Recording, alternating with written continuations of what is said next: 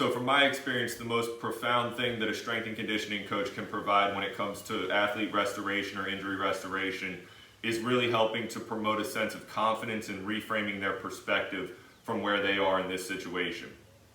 When we think about the return to play timeline and we think about the scenario of athletes experiencing injury, that early phase is really dwelling for them. And this is obviously no disrespect to physical therapists or athletic trainers or anybody who's involved in that early phase rehab.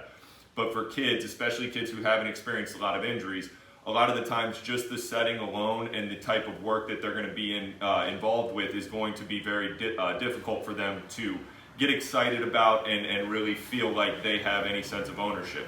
In their minds, they're broken, they're compromised, they're just inundated with everything that they can't do. So by the time they get to us, the first thing I want to do is really prioritize everything that they can do and try to suppress the presence of the injury. It's not to say that we're not going to do things that address it, but we don't want to be overzealous about it and just constantly reinforce that mental space of they're broken or that they can't do this or they can't do that.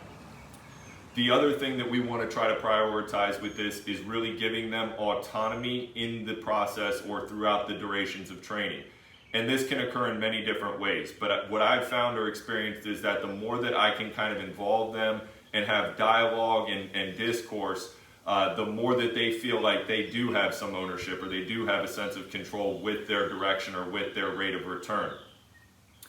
We obviously want to set them up for success and do everything that we can to not reinforce the injury, but we also want to emphasize everything that we can while we can. So this period of time also represents a great opportunity to focus on developing their wellness, developing their hygiene in terms of their physical hygiene, so arm care or foot care, giving them things that they can do at the house, keeping them on the saddle, or keeping them in the saddle rather, as they're going through this. We want to make sure that we are doing all we can to really bolster the confidence and set them up for success.